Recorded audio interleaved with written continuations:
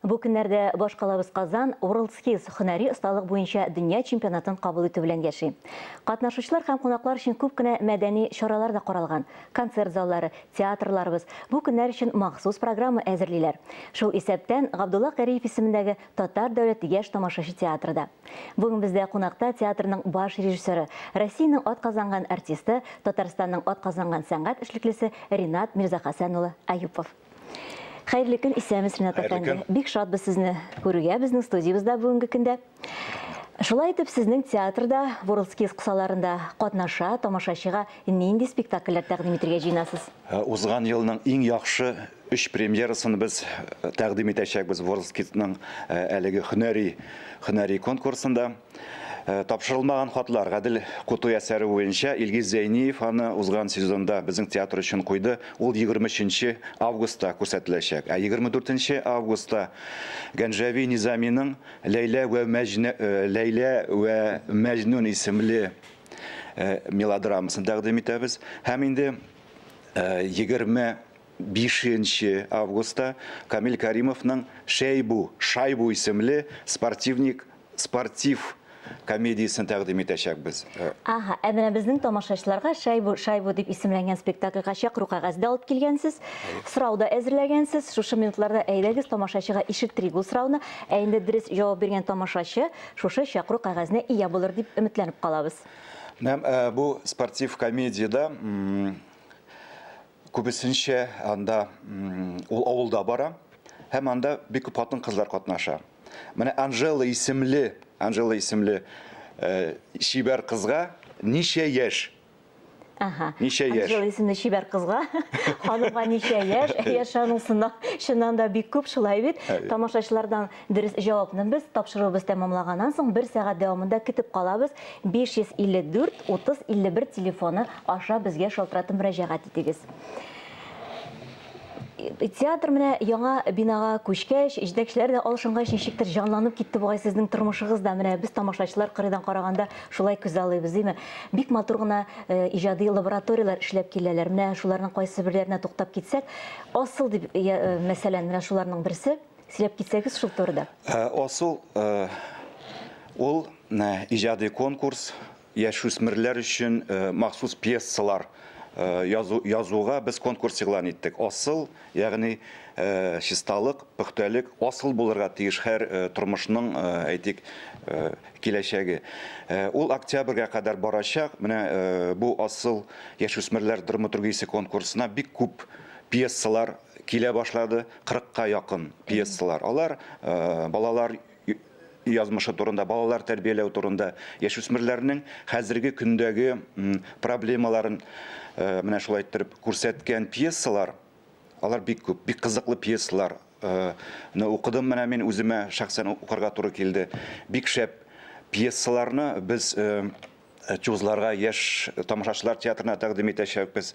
Бәлкем, әлеге иң яхшы пьесаларны без үзебезнең театрыбызда да куярбыз дип без менә шанабыз, көтәбез хәзерге көнгә кадәр яхшы пьесалар. Ада җиңүчеләр билгеле булачакмы? Алар берничә буламы? Берәү генәме, ничек була? Җиңүчеләр 3 инде. 3 номинациядә балалар өчен һәм яшүсмерләр өчен. Яшүсмерләр өчен конкурста 2 урын тәкъдим ителәчәк. Алар барысы да инде акчалата премия булачак. Аны Мәдәният министрлыгы һәм безнең театр махсус оештырды. Кирәк, яхшы пьесалар кирәк. Көтәбез. Театрның репертуарын байыта инде. Бу театрның репертуарын баятырга кирәк, чөнки үзегез беләсез, һәр театр балалар, яшүсмерләр өчен пьесаларга бик мохтаҗ, һәм бу конкурс бик кирәкле эш дип саныйбыз. Без аны менә беренче тапкыр башлап җибәрдек. Менә әйткәнемчә, бар Мәскәүдән, Эстониядән, Германиядан, Новосибирсктан һәм Татарстан, әлбәттә безнең драматургларда активлашып китте. Шулай ук безнең күрше Башкортстаннан да бик күп пьесалар килде. Нинди проблемалар хакында күбрәк язырга тырышалар менә бүгенге көндә яшүсмерләр? Миңа калса, күбрәк балалар һәм ата-аналар арасындагы булган проблема. Ул инде ул мәңгелек актуаль проблема. Шушы мөнәсәбәтләр ул кызык балалар өчен, яшьләр өчен бик кызык булачак. Тамга тагын бер матур иҗади лабораториягыз. Анысы булып узган сезонда бик яхшы режиссерлар лабораториясы. Анда без 5 театраль эскиз тәкъдим ителде. Һәм шуларның икесен үзебезнең театрда куерга булдык, ике эскизда. Аның берсе француз язучысы Мари Мюрайның «Акыллы баш» исемле спектакле. Аны Мәскәүдән Екатерина Корабельник куячак. Хәзерге вакытта репетициялар бара. Һәм шулай ук тагын бер әйбер шул эскиз форматында туган бер әйбер «Этнең якын дусты» исемле балалар өчен спектакль тәкъдим ителәчәк. Аны шулай ук Мәскәүдән Александр Лавянник куячак. Ул иртәгә киләчәк, Алла бирсә. Ягъни театр әле сезонны ачмады, ләкин ике режиссер параллель рәвештә эш башланды. Бу Тамга режиссер лабораториясының менә эскиздан туган булачак ике премьерасы, Алла бирсә. Сезон әле ачылмады дисез, тамашачында әлбәттә театрлардан матур-матур репертуар, матур-матур спектакльләр көтә. Ничек менә әзерлек бара, кайчан башлап җибәргә җыенасыз яңа сезонны? 3 октябрьдә әйткәнемчә, «Акыллы баш» премьерасы. Гафу, 3 октябрьдә без Гаяз Исхакиның «Кәҗүл читегү» белән ачып җибәрәбез сезонны. Менә 4 октябрьдә әйткән «Акыллы баш» исемле спектакльнең премьерасын тәкъдим итәбез. Без инде тик тормыйбыз, без гастрольләргә әзерләнәбез. Гастрольләргә әзерләнәбез. Менә сентябрь айында 18 сентябрьдән без Ярчаллы театрында үзебезнең 3 көнлек гастрольләребезне башлап җибәрәбез. 18 сентябрьдә без Гадел Котыйның «Тапшырылмаган хатлар» исемле спектакльне тәкъдим итәбез. 19 әйткәнемчә Ләйлә вә Мәҗнүн спектаклен, һәм инде 20 сентябрьдә Туфан Миннуллинның «Супер кияү» исемле комедиясын тәкъдим итәбез. Шулай ук 19-20 сентябрьдә без «Кәҗүл читек» спектаклен балалар өчен тәкъдим итәбез. Ул Тукай районының Иске Абдул һәм Новотроицк мәдәният йортында күрсәтеләчәк. Алла бирсә. Бер генә сорауым бар. Әңгәмәбез ахырына якынлашып килә. Сезнең турында укыганда шундый бер кызыклы нәрсәгә тап булдым. Сез Константин Райкинны үзегезгә эталон артист итеп куясыз, шулай бит?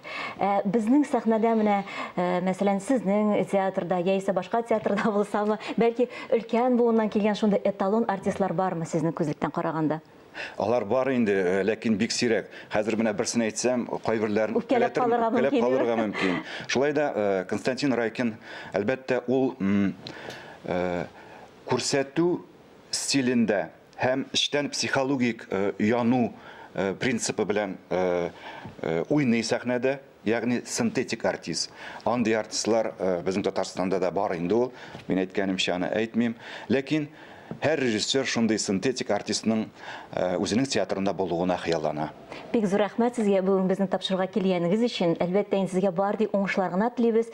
Тамашачы театрдан, театр тамашачынан аерылгысыз булсын иде. Амин. Һәм инде матур премьералар көтеп калабыз. Рәхмәт сезгә.